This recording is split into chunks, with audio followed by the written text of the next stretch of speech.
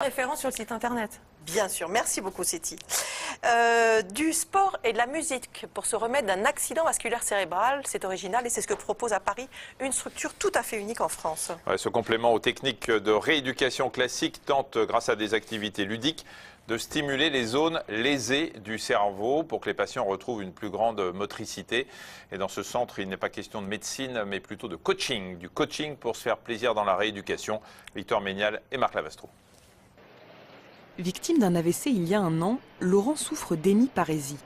Tout son côté gauche est désormais beaucoup moins mobile. Comme chaque après-midi depuis 2 semaines, il complète ses séances de rééducation par un cours un peu particulier. Tu me fais la main droite et je te fais la main gauche. Ok?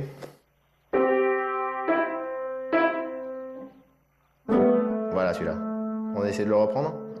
Dans ce centre, on s'inspire de nombreuses études en musicothérapie pour stimuler le cerveau et améliorer la motricité des membres lésés.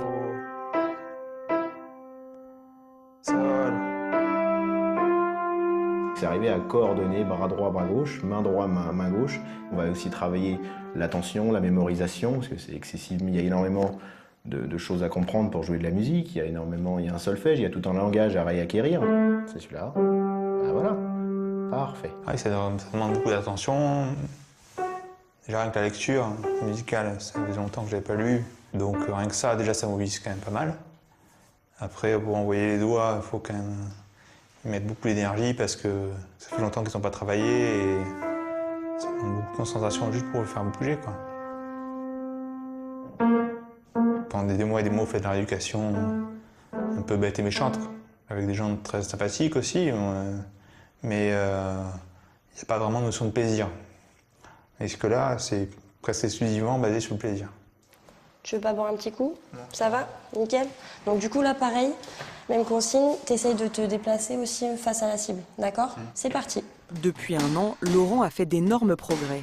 Aujourd'hui, sa prise en charge en hôpital de jour s'est allégée, mais le trentenaire estime qu'il peut aller plus loin. C'est pour cette raison qu'il vient ici 2 heures par jour pendant 3 semaines pour trouver un nouveau complément de rééducation. Complément qui n'est pas du goût de tout le monde. Alors.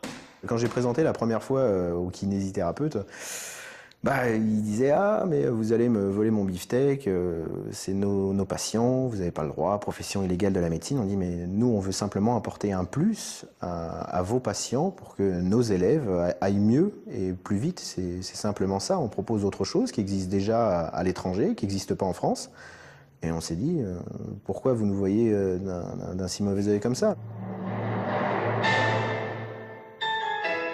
La séance se poursuit par un quart d'heure détente, mais pas question de s'endormir. L'exercice cette fois-ci pour Laurent, c'est de pouvoir détailler les variations musicales ou se concentrer sur un instrument en particulier. Quels sont les progrès qui sont dus à telle ou telle partie de la séance? C'est difficile à quantifier ça. En tout cas, ça fait une bonne coupure entre les séances, ou là même à la fin, des fois, on enchaîne sport et musique et on finit par l'écoute. C'est vrai que ça permet de repartir de là reposer. Pour les spécialistes, la musicothérapie post-AVC est une piste parmi d'autres, mais des études plus spécifiques sont encore nécessaires.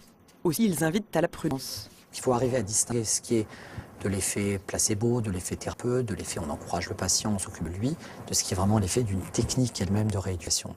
Et ça, c'est pas toujours facile. Voilà, ça suppose vraiment des études contrôlées, où on va comparer un traitement donné, un placebo, pour être sûr que c'est vraiment ce qu'on fait qui est efficace. Et c'est pas facile.